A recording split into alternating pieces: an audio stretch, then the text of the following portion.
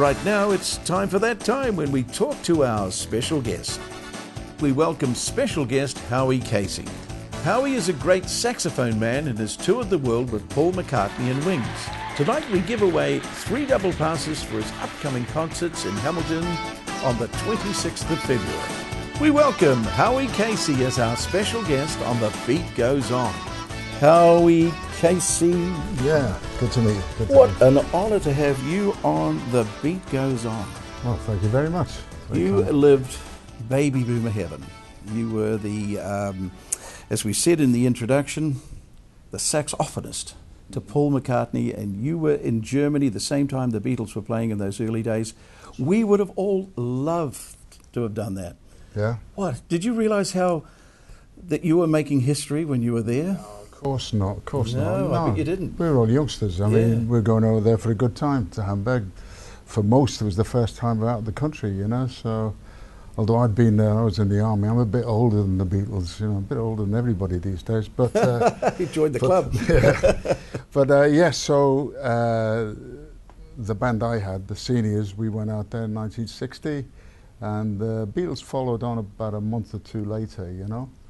And we played in one club, the Kaiser Keller it was called, King's Cellar, and then they were brought in to play in a place called Indra. It was a small bar, but yeah, they were great times. They were great times. Then, of course, you got to know the Beatles. Of course, you were friends with them. Mm-hmm. You were just young lads, and then when the Beatles made it, of course, and then Wings. And you toured the world with Paul McCartney. You were his saxophonist. Yes. It's a big word for sax player. You know? Yes, sax player. Well, yeah, well, of course, you know, my career was so not in parallel, but I kept working as a pro musician like they did. But they had the big hits, you know. But yeah, I got the Wings tour from a guy called Tony Visconti. He was a producer. He was a fabulous producer. Yeah, yeah, wasn't he? and I worked for him prior to that, prior to doing Band on the Run. Mm. And when he was producing Band on the Run with Paul, he remembered me, and of course Paul remembered me, so I got in on Band on the Run, and from there, it went on for, well, up until the early 80s. So on and off, tours, world tours, albums, etc., you know. So good times, yeah. What a wonderful life. Now, you're on the show today because of this very important poster, the tribute show to the Beatles and Wings. That's right, yeah. Wow. And it's going to be in Sky City in Hamilton? That's right, yeah. The show consists of, there's a good friend of mine I've met since I've been over here, because I actually came on holidays. I got roped into a few things. But Tim Armstrong, he's got a great Beatles band. A Beatles tribute band. And then we were discussing it, and of course, said, well, since I played with Wings and so on, he knows everything about Wings and McCartney and the Beatles, you know, so it was suggested that we put the Wings tribute show, and so put the two things together, you know, in one show. Now, if you'd miss out at Sky City in Hamilton, also on the 22nd of February, the same show at the Waihi Beach Hotel. That's right, yeah. And then on the 22nd of March, that's about a month later, at the Manurewa Cozy Club. Of course it is.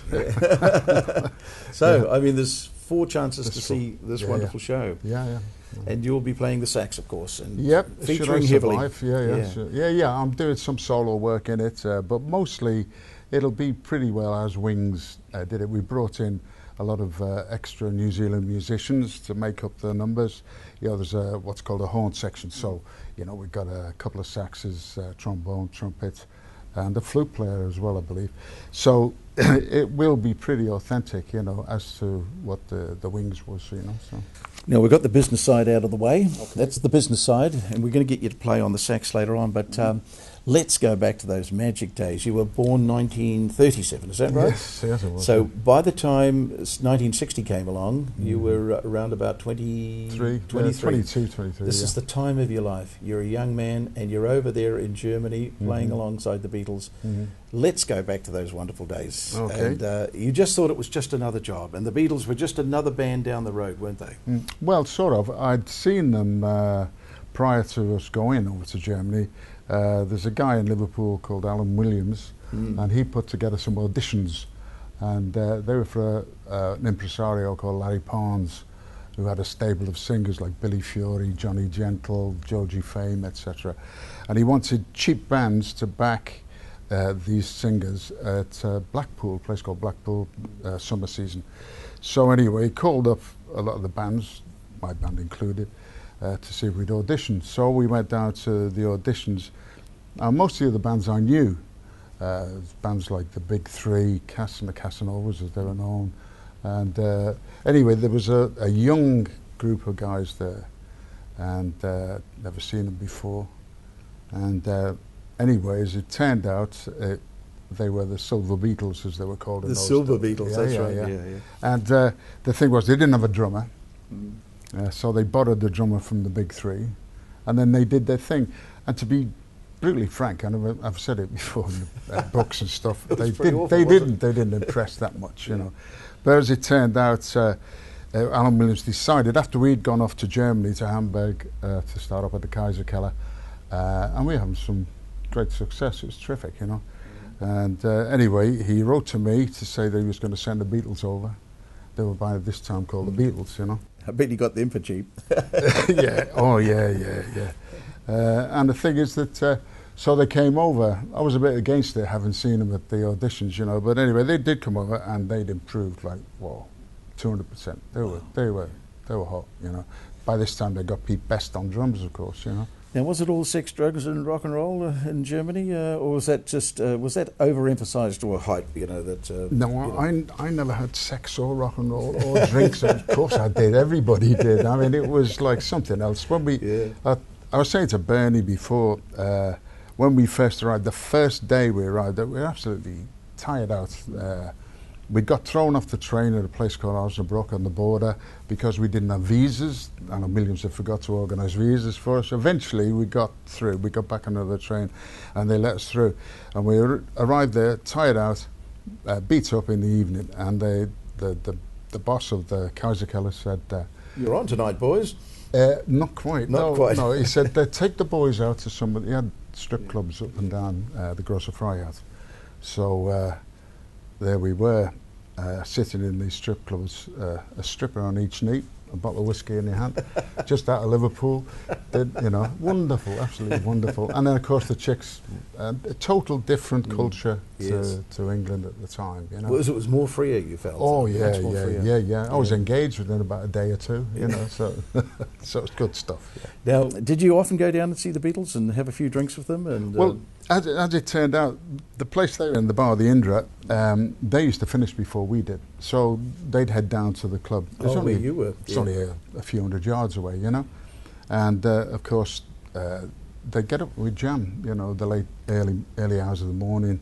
And so they'd get up and jam with us. And, you know, and we'd have good times until 3, 4 in the morning, that type of thing. Do you know how wonderful that, what you were telling me, to every baby boomer that's ever played in a band, do you know how wonderful that would have been to all us? I mean, we dreamed of, when we were young playing in bands, it all seemed so mysterious and foreign and wonderful, and you lived it. Wow. Well, yeah, but, you know, as you said before, it's just a case of, at the time, we were young guys having a good time. We got our wish, our little ambition to play in a band. Didn't think it was going to last. And we always read about how squalid it was. The accommodation was terrible, no meals, and you just had to play long hours. It was 58 minutes per hour you had to play. And, well, it was not quite as bad as that, but it was 45 on, 15 off for as long as there were punters in the club. Yeah. Basically, you slept, and the Kaiserkeller was underneath. So in those days, you know, everyone smoked, drank, and you know, the atmosphere was pretty fetid by the time the end of an evening came.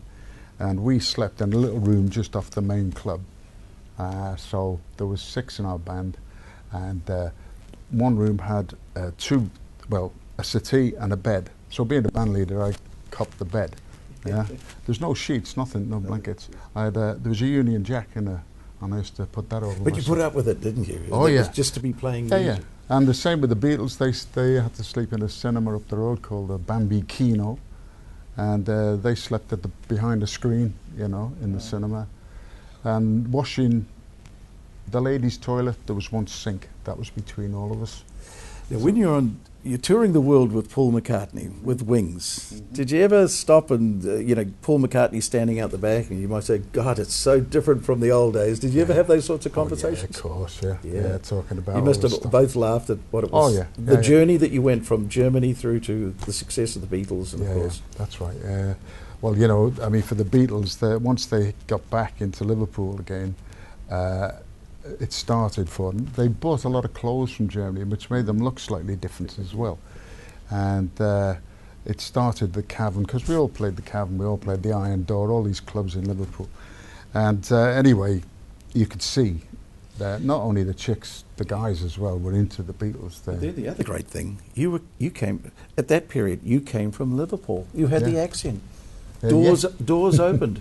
Anyone, and you could go anywhere in the world and they'd say, sing us a song, because if you came from Liverpool, they thought you were going to be, absolutely marvellous. Well, that was the other thing, that anybody who played a guitar, there were all the agents and all the record companies sweeping up into Liverpool, getting anybody, kid on the corner playing a guitar. Here, son, sign this, and it was like that for a while, yeah. All our viewers are saying, love to hear you play, love to hear you do a little bit of playing. Is there any chance of that?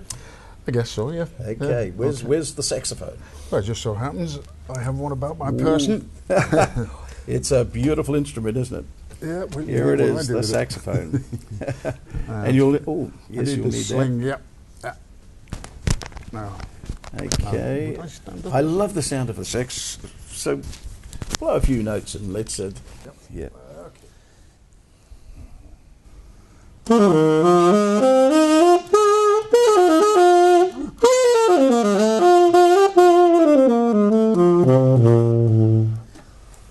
Beautiful. Now that proves you can play a mean sax. So, what sort of song could we do?